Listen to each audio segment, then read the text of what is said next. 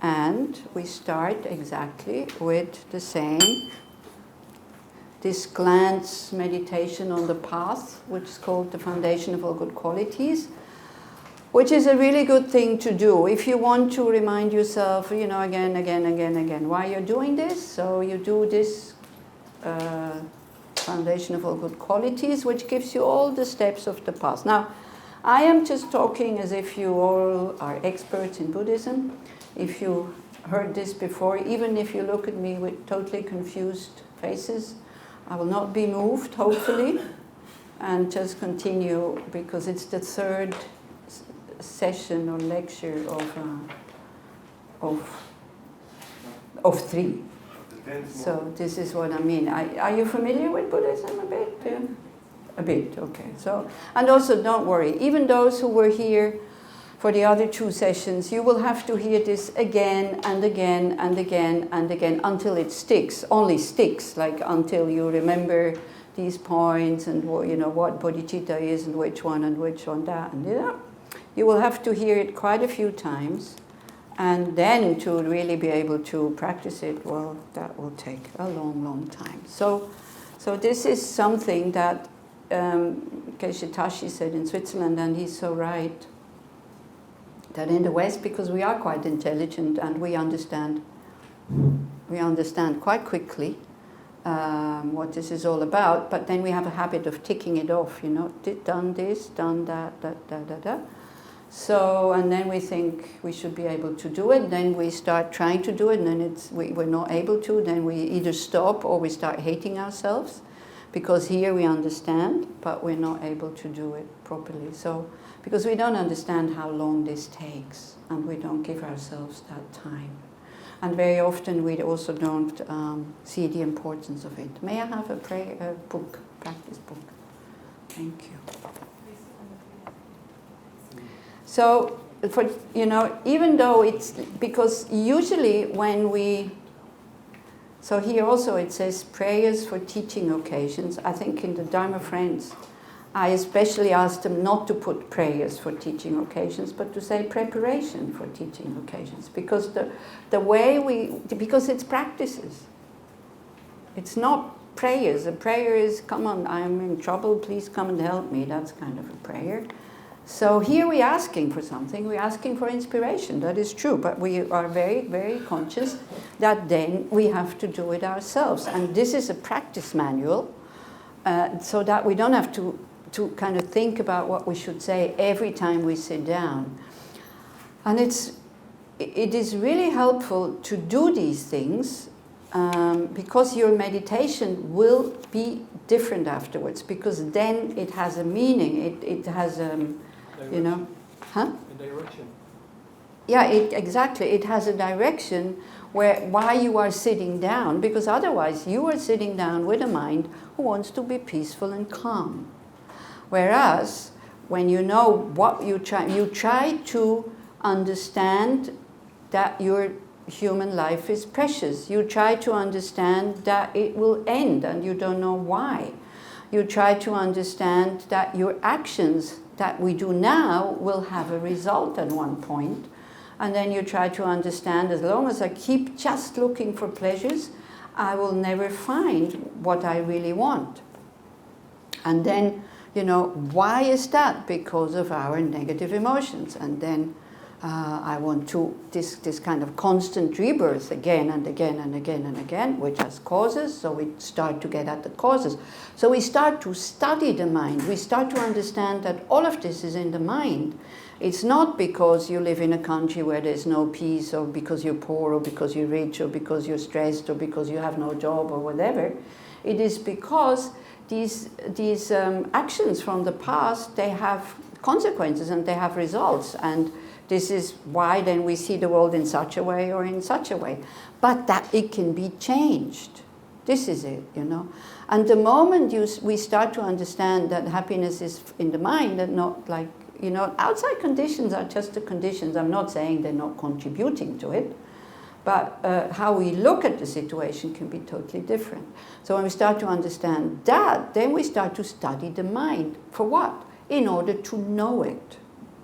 Meditation is for the sake of knowing. It's not for the sake of being peaceful. Generating bodhicitta, generating this mind that wants to attain enlightenment for the benefit of all other sentient beings. It is also for us, I want to attain enlightenment because I want to be free from suffering. Then I want to use that freedom and the compassion and the wisdom that I have developed on the path in order to help others. Why? Not because I'm so noble, but because I owe it to them. Because in all these many, many, many lifetimes that I did not attain enlightenment, I was totally dependent on others, just for example, to give me a body, then to keep that body alive, then to, the education that we got so we can look after ourselves, then everybody else who was providing us with food, clothes, shelter, air conditions, microphones, cars, whatever. Imagine, otherwise we would be sitting in the sand. How many of you would be really comfortable, be able to listen to me? I would have to shout because there's no microphone. Right? So this is what I mean. We start to understand, wow, just imagine. Since only today, you got up this morning, now it's 4 o'clock in the afternoon, almost. How many people have been involved to provide just your comfort? Forget about your happiness, just your comfort. The bed you slept in, the shower you took, the breakfast you ate, the coffee, How many people you think were involved? Couldn't count them. If we go all the way back to the people who kind of made the trucks that transport all these things here, then their parents, because if their parents wouldn't have looked after the truck driver, then he wouldn't be a truck driver. So it's like, this is the whole thing. So there you go, the universe is here again. And how much did I do to make somebody else? How many people did I make comfortable today?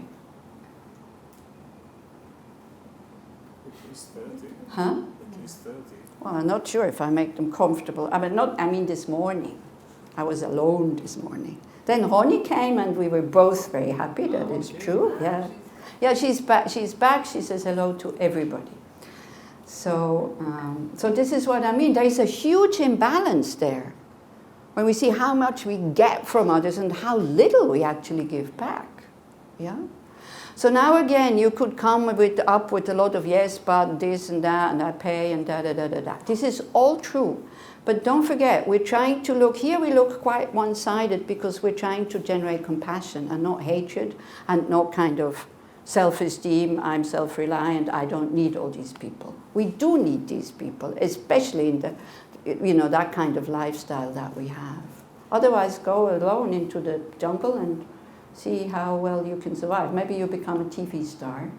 There's these TV series where you have to survive and whatever. But even those, they're never alone. They're always with a few together. Yeah, camera. Okay, so when we do these preparatory practices, it kind of opens the mind for then refuge. And I talked a little bit about refuge yesterday, and again, I would really try to emphasize that. Do not just go blah, blah, blah, blah, blah, blah, blah. There has to be a feeling, and I was watching this morning and tried to, Italy, Pomaya, and I don't know if anybody watched it. Did you see it? Because Ninja was explaining exactly what I explained yesterday. Ninja is Paula Chichester, who is a great, she did long retreats. So she's assisting in that retreat when Rinpoche is not there. She's teaching. She was supposed to explain the sadhana, and they didn't go into there, but she was really saying that when you take refuge, for refuge to become a refuge, there has to be this feeling of safety if I apply these methods, even though I don't have bodhicitta, but if I apply the method of, for example, it's only through love, compassion, and wisdom that I can attain that happiness that I want, meaning lasting happiness. With aggression and it just creates more suffering.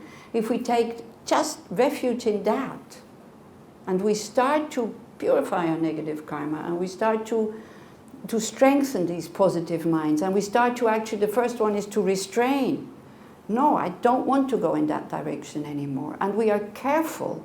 And you can only be careful when you practice mindfulness, shamatha, when you have some amount of concentration so that you can tame the mind, and then we can see what these things do to us. As long as the mind is still like churning and, we have all these very strong views that we're holding on to, we can find a lot of reasons for being aggressive, for cheating, for this and for that. But when the mind has started to calm down and then we look inside, then we see that actually this calm mind is quite a good refuge, because when we go there and we, from time to time, just look, how is the mind? All of a sudden we feel that space. We feel that, there's not this fixation on a real I, and the mind is very, very, very spacious. But for that you have to give it the opportunity to reveal itself. So then we start to understand, okay, it's very, very seldom I'm in contact with that spaciousness, but I can produce it by certain thoughts or visualizations, as we did yesterday. You remember what we did yesterday with the dissolving of everything? How did that go? So this also is so important, to just, stretch the mind, make it big, and cut all these borders that we're making that are not really there. And then you feel that I go back to the mind, I'm okay. Not the waves of the mind, but the mind. And that's the goal. And then we know that we need a structure, we need methods. We're not becoming so arrogant, saying, oh, I don't need it, I can find this out myself. I read books, or I have a tablet, I can go into the internet or whatever. We do need inspiration, we do need these blessings, and this is what we're asking here from the Guru, from the teacher. And especially also at the time of death, The Buddha as a refuge, fantastic. But still, it's very ephemeral. It's very, 2,500 years ago, the picture there, I can visualize quite well by now. I see the translucency of his body. I see the features of his body and all this. But the feeling is missing. This is why then when we come to tantric practices, which Rinpoche will come, you mix the Guru with the Buddha. Because then you have both. You don't have just the ordinary being, which you see when you see the Guru, and you don't have this very far away Buddha, which is very ephemeral. So when you mix these two, then things start to happen. Then the channel to receive these blessings is wide open. Otherwise, as long as we think, well, I don't need anybody outside there to help me. Yeah, I know there is people who are very, very strong, who can do this on their own. They must have practiced before. They're called pratyekas. They become then pratyeka Buddhas, the self-realizers. Why are they like this? Why do they know everything and really know by themselves? Because they practiced this in previous lives, and their level of concentration in their practice was so strong that they can actually retain it into a next life. So this is why we do these practices and not prayers, because I know that many people, when they hear the word prayer, their hair goes like this, and then they see all the religious people who don't do what you expect them to do. If you do it, if you do what you expect religious people to do, that would be already a good thing, I think. Then we could make a difference in the world. If we wait until they do, so that we can then maybe also do, and then we can wait a long time. Spiritual practice, to sum it up, what spiritual practice is when you start to practice what you expect from others. So again, it always comes back to us. And this is why we do have power. This is why we're not victims. You don't have to wait until the whole world is kind to you. You can start being kind and then see what happens. Yeah? Okay. Page 23.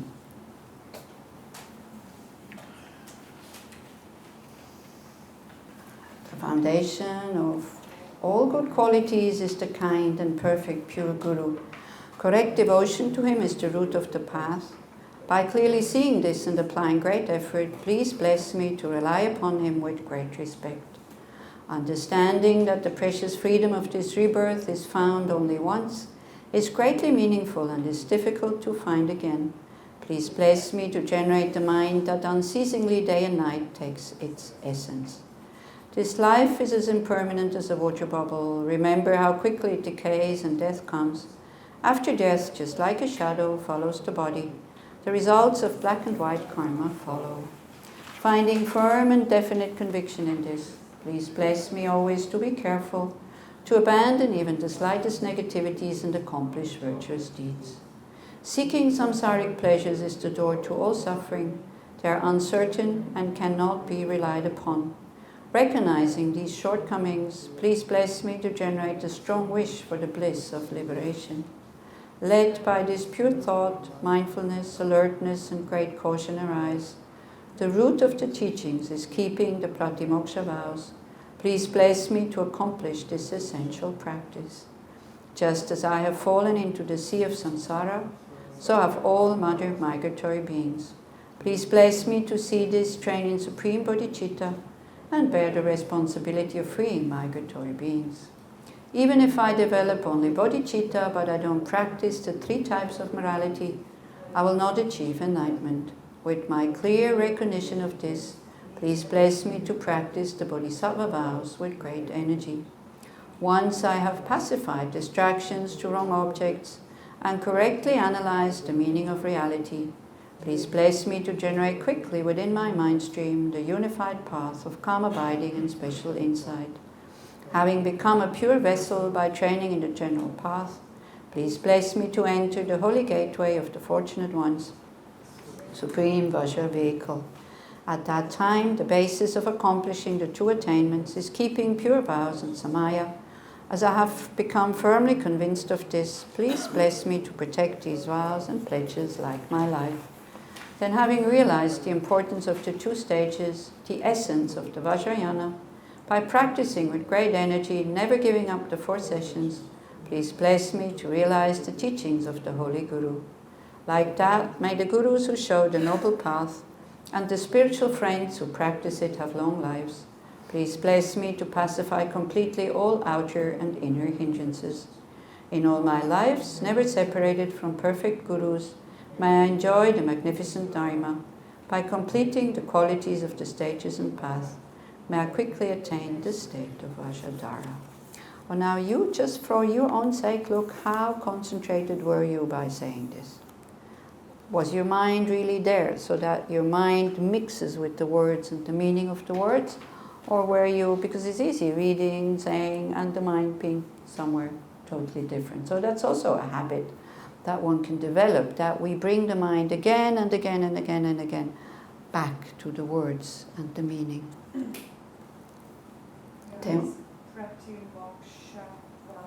Yeah, it's self-liberation vows. When here is written, please bless me, to whom am I talking? The Guru. Teacher. Your teacher. For example, I don't have a Guru. Then to the Buddha. And I have a relation, a personal relation with the Buddha. You can make that personal relationship. The Buddha definitely has that personal relation to you. Because why? Here we are developing bodhicitta. What does bodhicitta say?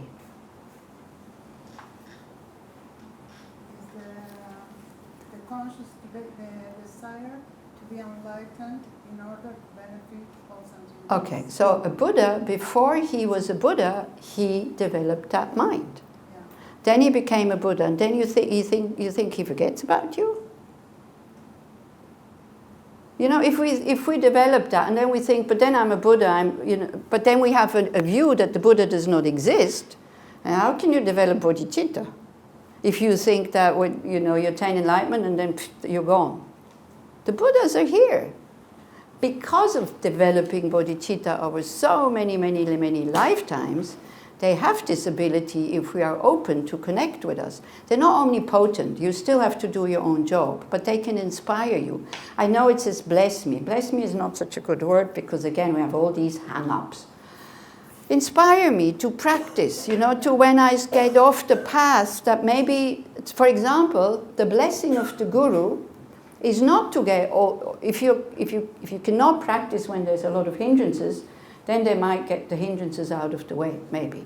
But a blessing of the Guru is also, he gives you a hindrance so that you will remember that, hey, this is samsara, I want to get out of here. You know, sometimes we need these wake-up calls, so that can also be a blessing of the Guru. I don't really want to go into that because otherwise I will not be able to do what I want to do today. You figure it out, what your who you think a Buddha is, and what your relationship to the Buddha is. Am I open? This is why I'm saying yesterday when I said, you know, try to feel something. Refuge in the heart. Okay, let's say we have a mind that is, the Buddha, 2,500 years ago, is not here anymore. Okay, fine, no problem with me. But we have the methods. We have the path. Do you think it works? Jenny? Yeah. So then we make a connection to the Buddha through the methods. You know, if I have a medicine, actually, this is another mistake we're making. If I have a headache and I put the pill into my mouth, then I think this pill has been self-arisen from somewhere. I hardly ever think of all these people who make research that I can take medicine who doesn't eat up my stomach so that I feel sick and have to vomit. Because they're constantly working on this, because these painkillers, they actually eat up your stomach. So they're working on this, that it's not so bad. Do I ever think of these people? But they are present in the pill. Because if that person would not be there, the pill would not be there. You see? So we can try to find, if you can't do something with an external Buddha, I understand, it's fine with me. But how about with his teachings? And actually, the actual refuge is not the Buddha. The actual refuge is the methods, the teachings. The Dharma. The Dharma. Yeah, you can call it Dharma, you can call it teaching, you can call it whatever. Yeah, the method. That is the refuge. When we start to practice these things, and then when we start to practice, I don't know if any of you have realized it, is it easy to practice all these things? Is it a practice? Practice is another thing we think. I'm not even talking about results. Results are even more difficult. But is it easy to practice? Why not?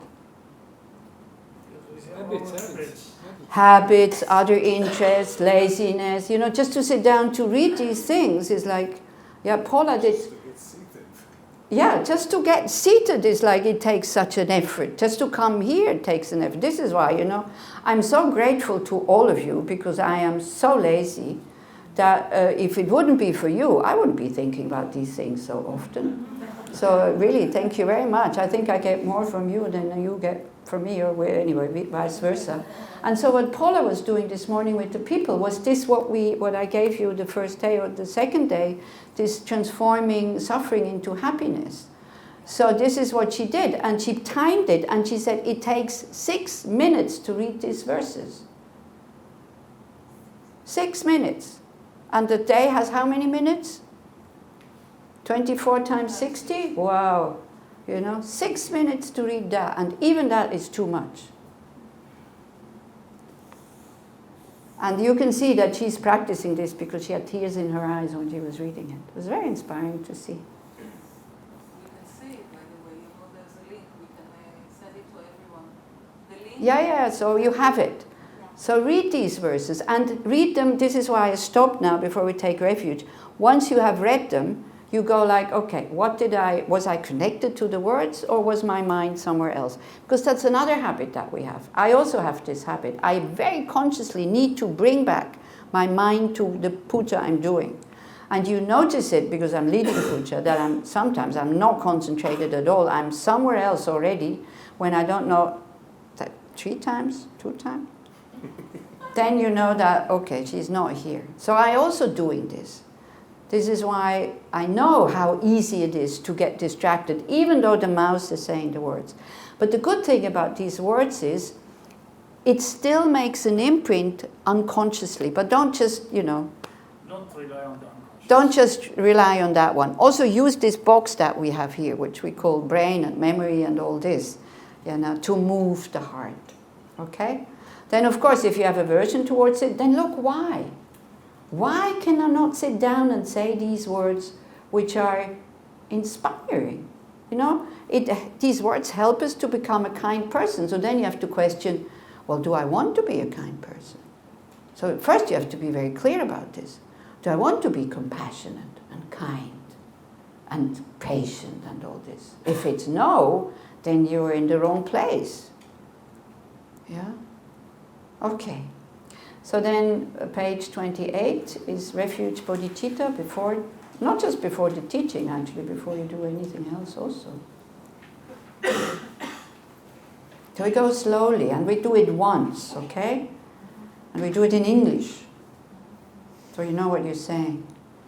I go for refuge until I'm enlightened. So that means not until I feel better, not until I get healthy, not until I found a job. It means it will last a long, long time. So when we know that exactly, we're not giving up midway. We just continue until we are enlightened. So it gives us a lot of courage to the Buddha, the Dharma, and the Supreme Assembly. So to the Buddha, because we want to be kind, we see that we're not kind. It's the same way. We want to be healthy, we understand we're not healthy. When we understand this, we see ourselves as the patient. Then we know we need a doctor. So here, the Buddha becomes the doctor. He gives you the diagnosis, and he also gives you the medicine, which is the Dharma. But then the cure, you have. You are responsible for your cure, like with every other doctor. You have to let these things into your body. You have to swallow it. Oh, also mine is not switched off, by the way. So I'm sorry. No, don't be sorry. It's okay. It can happen to anybody. So, you see, you could all be in Nissim's place. So let's have some compassion for Don't Nissim. worry, Shuki will kill you. Don't worry. Yeah. Don't say I'm sorry. You. So the Dharma is the medicine. Well, I would feel embarrassed. This is what I mean. So this is why. Sorry. He is embarrassed. Look at him. Yeah, of course I'm embarrassed. If you know, here everybody is embarrassed. We don't like to be the idiot who has forgotten his telephone to switch off his telephone. Mine is also on, but I get very few phone calls. I'm going to call you now. I won't be embarrassed because now you already know that mine is. I forget to switch it off because I get so few phone calls. And all the other sounds are switched off. Like, I don't want to hear when a message comes. I don't want to, any of this vibration, whatever. Like, this is why with the WhatsApp, sometimes you have to wait maybe a few hours until I answer. I'm sorry, because I don't want to be slave of that thing. It's enough that it rings when somebody wants to talk to me. So the Dharma is like the medicine. Your practice becomes like the cure. The Supreme Assembly is the people around you. Your kind of your spiritual friends, people who practice with you, like the nurses. You know, the nurses, they don't know as much as the doctors, but they know some of it, so they can assist you. The doctor doesn't have time all the time, so but the nurses are there to help you with smaller things. So this is where we put the mind. This is my refuge now, you know. Not the money, not financial security, not my food, not my house, not my this, not my that. Because all of this is very, very, very unreliable. But the fact that I have the possibility to be happy and open and spacious, that's a fact, because we know it. We all have the potential to be happy. Yeah? We know that. This is why you're here. Otherwise, you wouldn't even be here. Otherwise, you're like a patient who says, I can never get healthy. Why would he go to the doctor? Even people say it, they still go to the doctor. What does it show us? They don't believe it, what they say. Otherwise, why would they be here? Why would they go to the doctor? Yeah? So we have this kind of thing that we know I have the potential to be happy. So then that means other people around us, they practice with us, they inspire us. Much easier to meditate in a group. So when people come to ask me for meditation instructions and they have never meditated, I tell them to go to a group. I'm not even giving them instructions. You cannot do this alone. It's impossible. You start, you will stop again. Whereas you go in the group, out of consideration for the group, you stay seated for half an hour or however long it lasts, and then you get the discipline. You see, the technique of meditation is very easy. Take an object, put the mind there, stay there. That's it. Finished. But the discipline to be able to do this you need the Sangha. This you need other people. So this is what I'm saying. Then, of course, you can do at home from time to time. But then when you don't go to the group anymore, you will find that you need the inspiration of the group because your practice dries out at home. There's no more joy in it. And if the joy of taking the medicine is missing, the medicine becomes very bitter. This goes for everything. Yeah. Whereas if you can bear the bitterness of the medicine and even of the side effects of chemotherapy, when you have the joy of, I can be healthy. This is why I'm enduring these hardships. Don't think the Dharma teachings are just syrup that is sweet. It's not. Some of these pills are very bitter. Yeah, exactly. So then we open up our heart towards the people who are here. It's thanks to everybody that this is happening. Yeah. We open up our heart towards ourselves, that we have trust in these methods, and the methods are here. We have access to it. Just to hear these things, it's so incredible. And then, of course, there is the appreciation to the Buddha, who has finished this path in order so that it's still alive now. Why is it still alive? I'm pretty sure because there's not only books, because the Buddhas are everywhere, helping us, kicking us, guiding us. We don't even feel it, Teachers who practice and are example for us. Yeah. Also those. Yeah. Okay. Then, by the merits I create to listening to the Dharma, because this is before teachings. Otherwise, it would say, by the merits I create by practicing the 6 perfections, like generosity and so forth. We'll hopefully talk about them today. Then the goal, may I become a Buddha in order to benefit all sentient beings. Okay, so we do this once, slowly, and try to get a feeling for it. I go for refuge until I'm enlightened, to the Buddha, the Dharma, and the Supreme Assembly. By the merits I create through listening to the Dharma, may I become a Buddha in order to benefit all sentient beings. So maybe you think about the Buddha in whatever form that comes. We know the form, we have tankas, we have pictures. So you make it 3-dimensional. It's a rainbow body made out of light.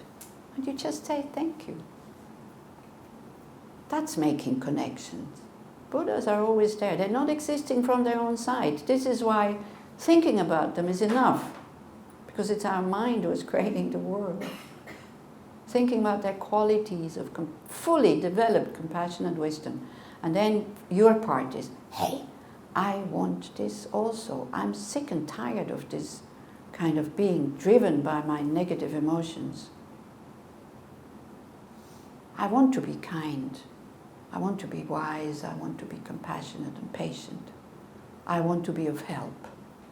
Instead of harming others, I want to be of help to them.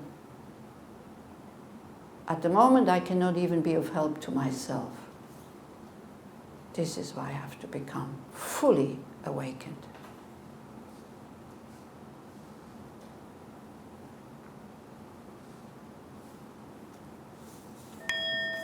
Okay. So then if we would have time, then you would start your shamatha meditation, by the Buddha absorbing, then expanding the mind and all this, then you would do compassion or something like that, but we don't have time. Sorry. But in the group you will have time if you meet in meditation groups. So we covered, yesterday we talked quite a bit about these 11 points, how to develop bodhicitta. So let's just go through them again before we come to the Tonglen. First one is equanimity. You let go of friend, enemy, and I'm not interested in that person, and you see everybody as worthy of your kind attention. Well, that's already a big step, isn't it? Next one is seeing all beings as your mother, which is a big thing. So if your mother in this life was not kind, do not think about her, think about somebody else. But don't forget, your mother is the most important person in your life. I know also the dad, okay? Because believe it or not, whether you like it or not, we have this body that we cling to so much and we call so much mine that dare if somebody touches it that I don't like. comes from a sperm and from an egg who came together in a womb. Do we ever think like this? When we look in the morning, when we look in the mirror and we think, oh, I'm so ugly, or oh, I'm so beautiful, that you think, man, this thing here, at one point it was a sperm and an egg. This is fact, isn't it? Do we ever think of this body as a result of a sperm and an egg? Yes or no? No way, you forget. And then it's not so much my body anymore because it came out of a sperm and an egg. It's not you ego, who created this body, but it looks as well, my body. Well, it's been given to you, it's a gift. So if it wouldn't have been for your mom, who would have said, oh no, I don't want children, let's abort, even the sperm and the egg comes together, it wouldn't have made anything what you are now. Okay, so we think that because numberless lifetimes, all beings have been our mother. This is a very difficult step again to understand. So it's kind of a pity that these difficult steps are at the beginning, but this is where they are. Then seeing the kindness of the mother, dropping all the unkindness also. Just this, as Tal said yesterday, just the kindness of carrying you around, carrying this sperm and egg thing around for 9 months. It's really uncomfortable. Not being afraid of giving birth. Yeah. I hear children say when they are really naughty, that they say to the mother, well, you wanted me. It's like, I didn't ask to come to this planet, so that's not a good way to have a harmonious relationship,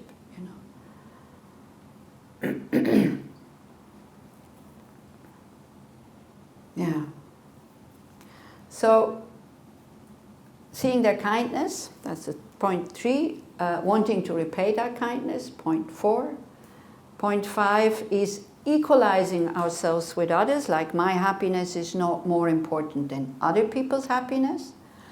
Point 6 is the disadvantage of cherishing self. We see that all the problems we have, all the fights, all the disharmony, all the wars come because somebody is holding on to that fixated I am right and you are wrong. And this is where wars and also why religions sometimes fight with each other. Because each one thinks that he is the good side. Nobody goes to war thinking, I'm the bad side and I have to kill the good side. This looks from the other side, it looks like this, but each one thinks, I'm the good side, I'm going to kill the bad side. Now in Buddhism, it's not about good and bad, it's about wisdom and stupidity. The wisdom how to create happiness and harmony and peace and kind of the stupidity doing the things that is going exactly the opposite way. This is why in Buddhism there is no real truth that you can examine. There's only relative truth. There is no real absolute truth. The absolute truth doesn't function because it's emptiness. So you don't need to fight for truth And also, but there are certain things that are conventionally true. And what Nagarjuna said is so wise because he said, whatever leads to happiness, and not just for you, but also for the other, is true. Wow, if we only would accept that as true. Is it Nagarjuna? Yeah. But this, I'm right, you're wrong. This is what is creating all these things. Nobody is totally wrong and nobody is totally right. So, the disadvantage of cherishing self is like when the self-cherishing is very strong. Then we start to fight with others about stupid things sometimes. Who won the Olympic 100-meter run in 1984 in Rome, I think it was, or something. So, stupid things like this, yeah. Then, the advantage of cherishing others, that when we start to learn to cherish others, we become kind, we become compassionate, we can step back easily. We can be flexible. Why? Because we choose to be flexible. We choose to be the friar. Then it's okay. Then it's actually quite happy because it's difficult to be the friar and you're happy when you are the friar. Yeah? So then the next one is developing love for all these beings. This is now already you can do like exchanging yourself for others. Yeah, like other people's happiness is more important than yours. And then you start now in your meditation you start to exchange yourself for others. Other people's happiness is more important than mine. So you give them, with your meditation, by breathing out, you think you give them everything that will bring them relief, the wisdom, the skills to be able to deal with that difficult situation. You can give them material things, whatever. But especially, I think it's really good to think that you bring them relief or some patience or the courage to deal with that difficult situation than to shower them with whatever, computers and cars and all this. But you can even do that if you think that this is what they're lacking. Yeah.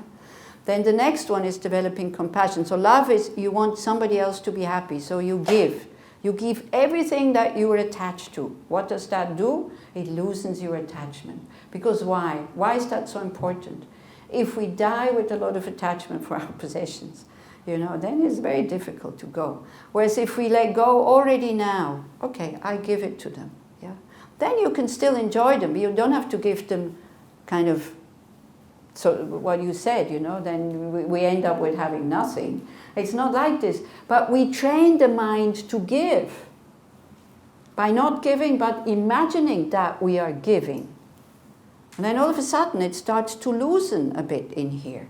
Yeah, we start to become less attached. Then the courage to take the suffering of the other. And again, don't bring too much ego into this. Don't go, hey, look at me, I am the hero, I am taking their suffering. Tonglen, it's called Tonglen, this meditation. It's called giving and taking. This is, for once, the spotlight is not on you. You're out of the picture. You're just the machine who does the breathing. Yeah? So it's not about you. Tonglen is not about you, just for once. Can you imagine the relief that for once it's not about you? That it's about the other? And what the other does is it's not your responsibility? Could you see this as a relief? Because it's always about me. And it's terrible. It's like always doing, and never enough, and always more, and this, and this, and this, and this. So you have the courage to take it, not for you to get it. This is also what many people kind of misunderstand with the Tonglen. Then I will get sick. Yeah, you will get sick. Why? If you have the karma to get sick, you will get it. You will get it anyway. But here it makes sense. Because when you breathe in the suffering of the other person, you have this thought, may I experience it instead of you. Wow, that makes the mind so big and so courageous. I am taking it away from you. It's the same way, it's hot outside, okay? So there's no drinking water in the house, something like this. You need to go to the shop. Then your sister, your mother, another person says, it's so hot, but I need water. And then you say, okay, I go to the shop for you. That's what it is.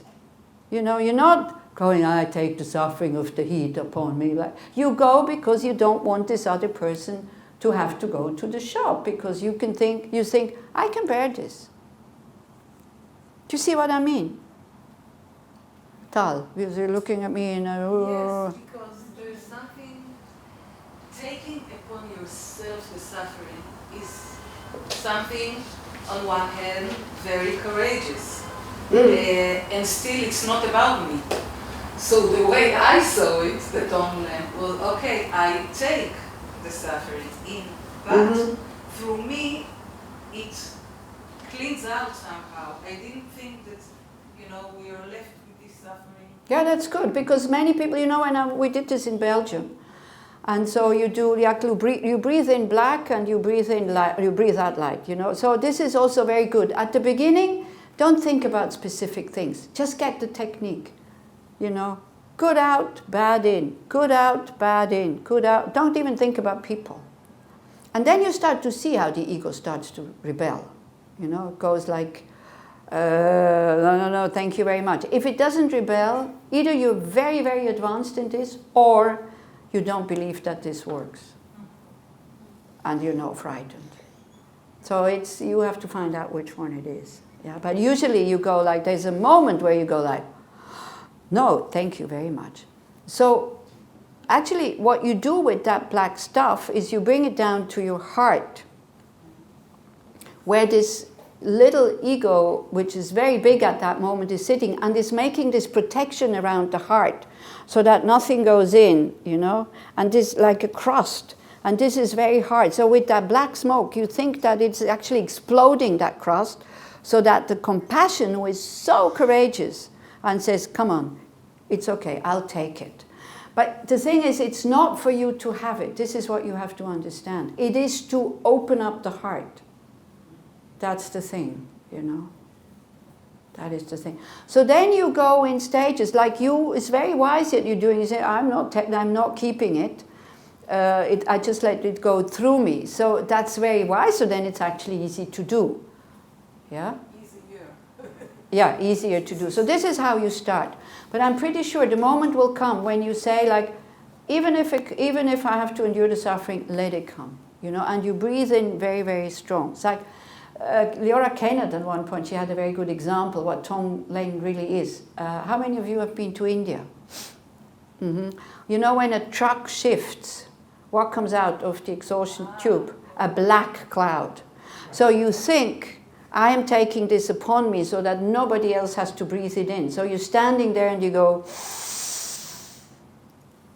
that would be the courage of the person who does Tonglen. Now, what it does to the other person, again, it's none of your concern. You don't have to see, is it working, is it not working, blah, blah, blah, blah, blah. You actually, the purpose of this is to destroy that fixated ego that we have. That is the purpose. It's not to make the other person better. It's not to make you sick. It is to increase our courage to bear the suffering. Yes? So it actually is about me, because Huh? it is about us, because the other person is not benefiting from it. I'm the one who's benefiting from this practice. Yeah, but the more you can take this kind of about me, I. This is what we like to again. You know, don't like destroy. That's what we like to recognize. This one is that we like to explode. Actually, yeah. So it is about me. Yes, the combination of body and mind, who changes moment by moment by moment by moment. Because this combination of body and mind is doing it. But it's not, you know, like people, when people usually, when they don't know Tonglen, they start to look, what's happening? Am I sick? I'm getting a pain here. Oh, I'm getting a pain there. Oh, what is happening to the other? And then when the other comes and says, wow, I'm feeling so much better, we go like, wow, look what I did. This is when I say it's not about me. It is about, yeah, you're right. It's right that you made that point. It is about me.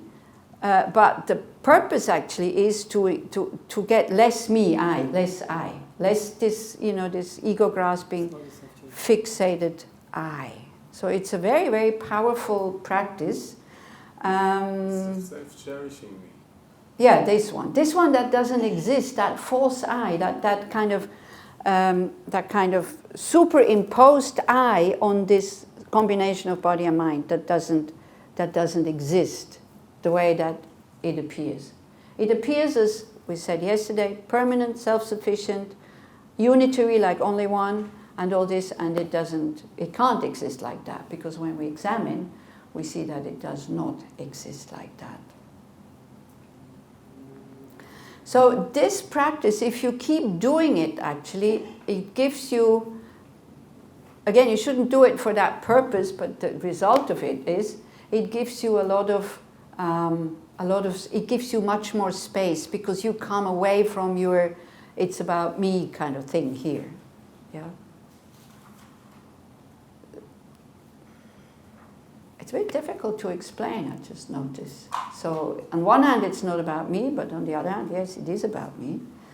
But what it is also, you see, we have the habit, because I remember the first talk I gave in Israel about Tonglen was in that kind of theater down there, somewhere down there. In Jaffa? No, it wasn't in Jaffa, but it was in a theater. So a lady came and she was angry. And she said, well, how is that supposed to work? How is that supposed to make me happy? So I said, well, One thing is it's not there to make you happy, and it's there to increase your courage. But what are you doing until now? So kind of you take the suffering and you give everything that is good. Everything that we're attached to, everything that we usually want to keep, we give, and everything that we don't want, we take. So she says, what is this?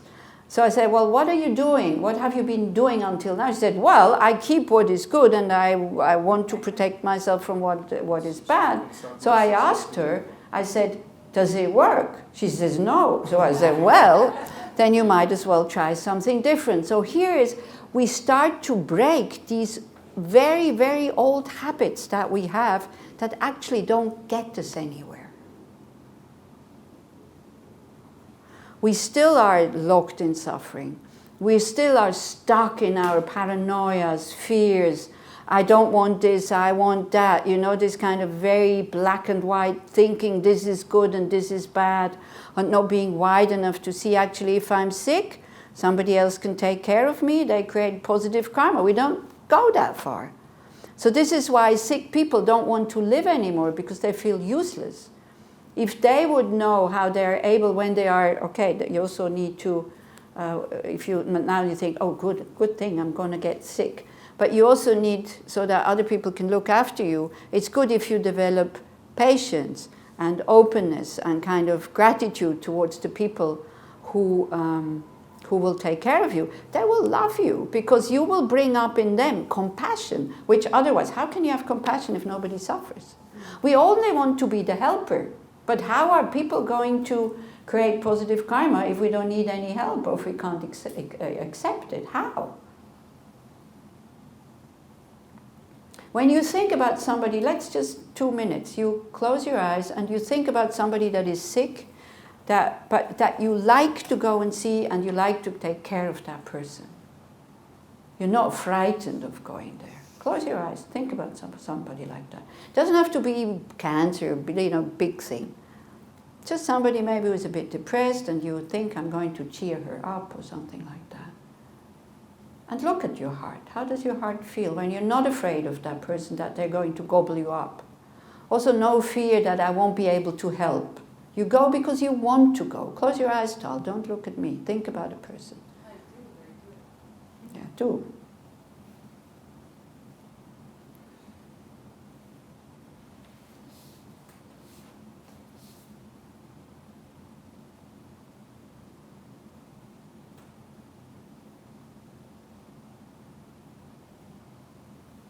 Okay, that's enough. So, how did you feel in your heart?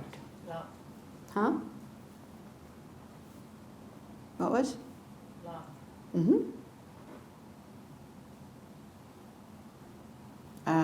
Love is just a word. I would like to get the sensation. Expands. Expand, okay, that's better. That's a good description. What else? When you feel that way and you know you're about to go and help that person, somehow you immediately, with compassion, feel a lot stronger and you say, okay, I'm able to help him. It gives you something else also. What? Your heart expands. Right? Your heart And expands. you say, for him, I'll do my best. Right? Okay. So then you recruit all your, don't know the right word, all your strong points, or you know that you're about to do a good thing, so you take, Okay. in Hebrew I could say it really well, in English not that well. You feel like you have the strength to help him. Good, it's a good observation. You collect everything Exactly. you have in order to help that person. Okay.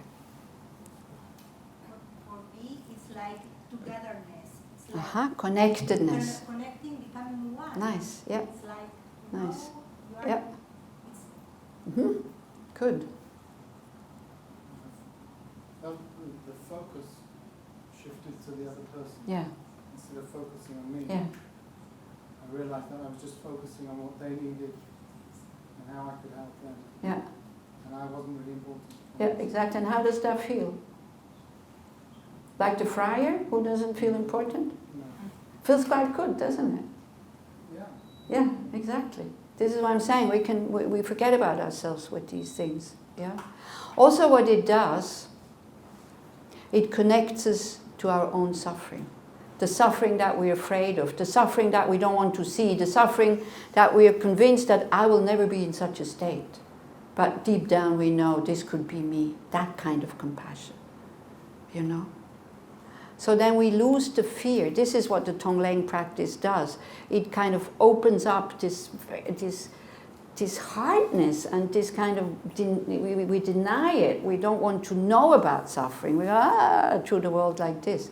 So that's what it does. You don't want to know about suffering? Yeah. The fear of I suffering. mean, the whole Buddhism is based on the fact that we are Yeah. living in That's the suffering. theory. Say, That is the is there theory. anyone here who doesn't know that he's suffering? No. Don't We- understand. But we kind of deny, you know, the deep suffering, for example, of this uncertainty. We don't want to know about this. Not suffering of pain, we know this, we don't need to talk about. But the suffering that we have with us, for example, 24 hours a day, the potential to, from being happy to, just like this, when a condition changes, to go into suffering. We don't want to recognize it.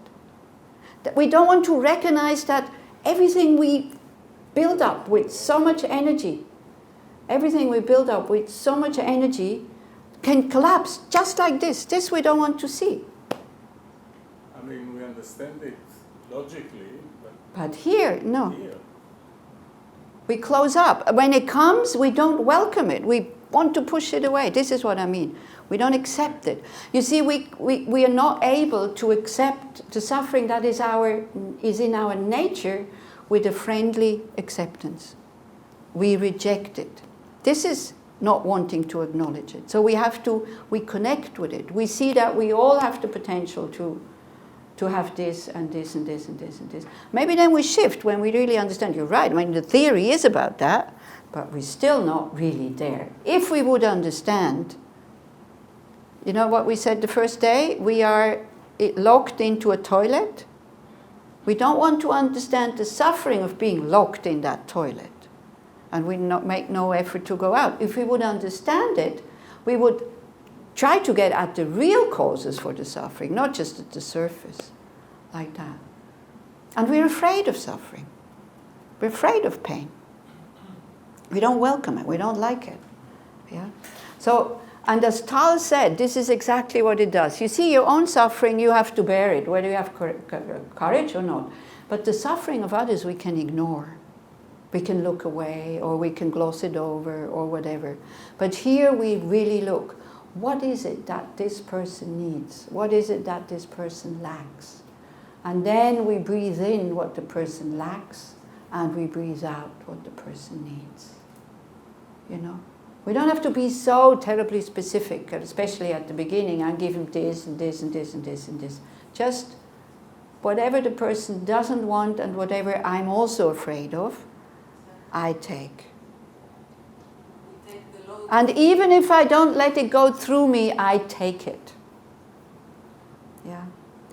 So, with this lady in Belgium, because we did it Friday evening, just, you know, bad in, good out, bad in. So then she came Saturday morning, she said, I didn't sleep the whole night. What am I going to do with this black stuff now? So I said, did you breathe out? She says, no. So I started with Western people, actually, and then you can try it out at home or maybe in your meditation group or classes or whatever. I started first to just give. That they give. Because if you do this really seriously, I tell you, this is frightening. And actually it works when it's frightening. Because the ego goes like, are you crazy? I have enough problems already. What are you doing? Okay, I let it go through me, but what if something sticks? I remember when, you know, a Tibetan Lama was kind of explaining that. He was explaining the hell realms, the hungry ghost, I'm very good at visualizing. So he said, okay, now you breathe in the suffering of these 6 realms. And I went like, what if it works? And that's it. I stopped breathing. So that means I had some faith that this is something could stick here. So, oof. No, so you start first with yourself, actually. Yeah? Of course, if you have the courage, you can always do with others. But you do it with yourself. You take your future suffering of this evening or tomorrow or whatever. Yeah? So then we are more ready to do this. And then we start to get to know the technique. And very quickly we start to see that the suffering itself is not so important anymore because it does give us space.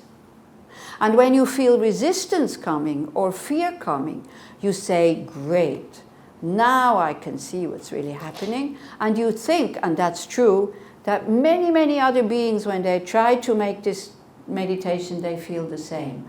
So may my resistance now become the cause for them to be free of that suffering. So I take away that their stuckness, their fear, I already have it anyway, so yeah. So then when you are sick, if you have practiced this before you get sick, because when you're sick, you just go like, my suffering is enough, thank you. I don't know if you tried. My suffering is enough, thank you. I'll deal with that first, and then I do Tonglen again with others. Yeah. So this is why sometimes it's kind of. But when you do this, when you're not sick, because then we're very courageous, because again, we think it's not going to happen to me. I'm healthy and all this. So then you train it with others when you are healthy, and then maybe you're able to do this with others, because then you actually think, great that I have this thing. This is what Kirti Rinpoche did. That's what he said. So I said, great, I have this liver cancer now. Now I can go and do Tonglen. Now I'll see if I'm able to do this when I'm sick. And that's what he did until he died. And he was so happy. He never had any painkillers. He totally wasted away. He was just skin and bones. Every time we would come, even though he was very weak, although I didn't see him very often, but when I came, although he was very weak, he would kind of push himself up to make sure that, look, it's okay. You only had to look at his face, you knew that he was okay. He was totally blissed out. And he said, like, it's so good I have this sickness because, I can't drink and I can't eat anymore. So if you do Kala Chakra practice, then you dissolve your body. So this is actually happening. He was so happy, my teacher, my guru. What is his name? Kirti Tsenchab Rinpoche. So he's not amongst us anymore because he died. Was in Israel? He was diagnosed in Israel, and it was during the Lebanon war. It could be possible that he did Tonglen. That's why he got the thing. And so he was in Haifa in the hospital, and there is photographs of him in the shelter when there was bombs falling, and everybody's kind of sitting like there. He's there. Yeah, totally relaxed. And also when we all the Dhamma friends met him together, and we said he invited us to talk to us about his sickness. And me and Danny were late, and he was looking at us. He was just in the center, and he was looking at us, smiling to us, and come, please come, as if the sickness was somebody else. And he said, this is my last teaching that I give. And he said, I'm going to die. I am prepared. And he said, I am like these pilots who go to Lebanon, because they can go to, yesterday they didn't know yet that they're going to Lebanon, but today they can go to Lebanon because they're trained. I can die because I trained. Absolutely no problem. So, I want to die like this. I would like to die like this. Come on, it's like just changing body, like changing clothes. Changing a room hotel. And on top of it, doing all this Tonglen while he was sick. So the sickness becomes very, very beneficial, because there's nothing else you can do actually when you're sick. So this is a meditation you can still do. You see, this meditation is so simple. You don't need to study. You don't need diplomas. You don't need completion sheets, whatever. Bad in, good out. Bad in, good out. And then you face your own fears and your own resistance to suffering and your own non-acceptance of suffering. Yeah. So this is, so it kind of reverses the usual logic that we have to avoid suffering and to try to get happiness, which creates the suffering. This is when Shantideva says, you childish beings, you want happiness, but you are chasing it away as if you are chasing away your worst enemy. Yeah? Okay. So we'll make a break here. It's 5:20. We make a break until 5 o'clock. Then we do a short meditation Just with, you know, again, just in, out, just like that. I'm sure many of you know that meditation. How many of you have never heard about this meditation, giving and taking? Okay, so not many people. So it sounds perverse, I know. I know that. But when we know the purpose of it, the purpose is to make us more courageous, more open. And when you do this meditation, you have to be really gentle with yourself. Like when you feel the resistance and the fear, then you breathe in your own resistance and fear. You stay with it. And you give yourself like courage and all this, okay? At the beginning, until you open up again. Yeah. So the heart's supposed to transform all the black... Huh? The heart's supposed to transform all this black suffering? Right. The heart. What heart? You said to bring the... not in this in this meditation, you take... The suffering of your future self or of others, yeah? Father, so into the heart. So the heart here. Yes. You breathe it in, you bring it down here, if you have the courage to do it. Otherwise you don't breathe it in. You just think, you know, then you can, if it's too much, because I understand it's a lot. You know, don't take this too lightly.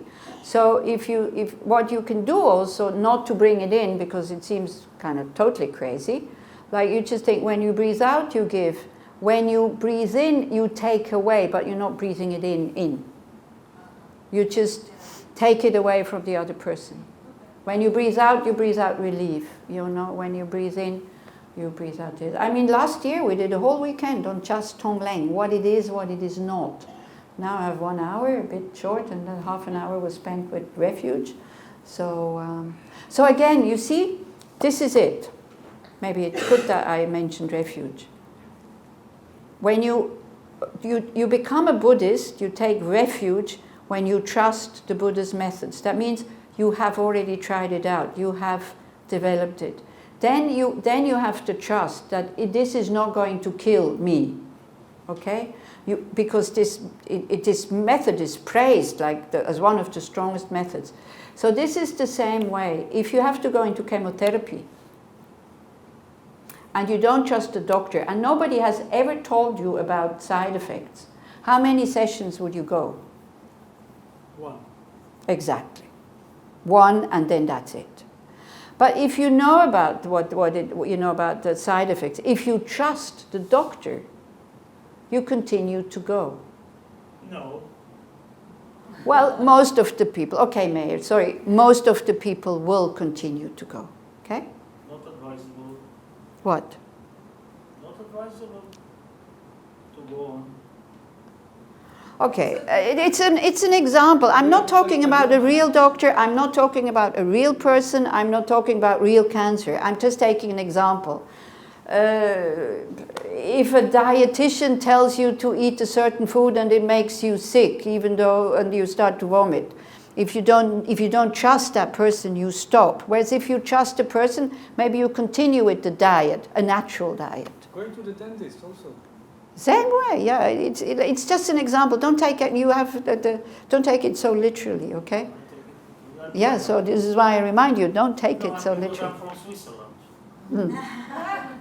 Anyway, whatever cure, it can be natural. It can be because usually when we have cancer, we know we have to do a cure.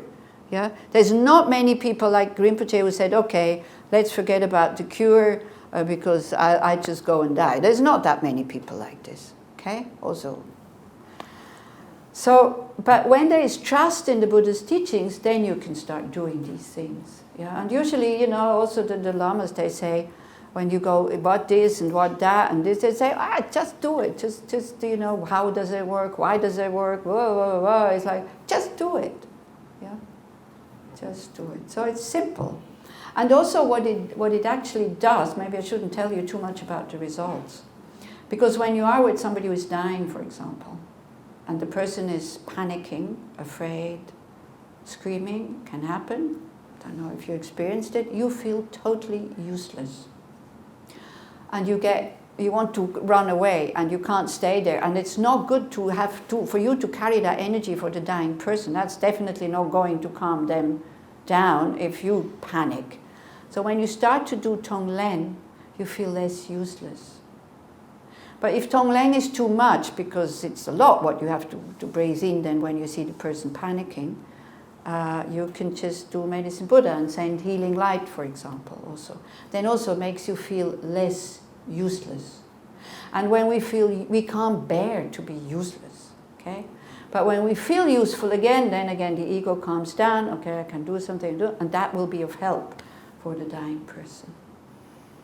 Okay, but there would be much more to be said about this. I read my notes to see if there's something really important I have to say, and you take a break. For 20 minutes, okay?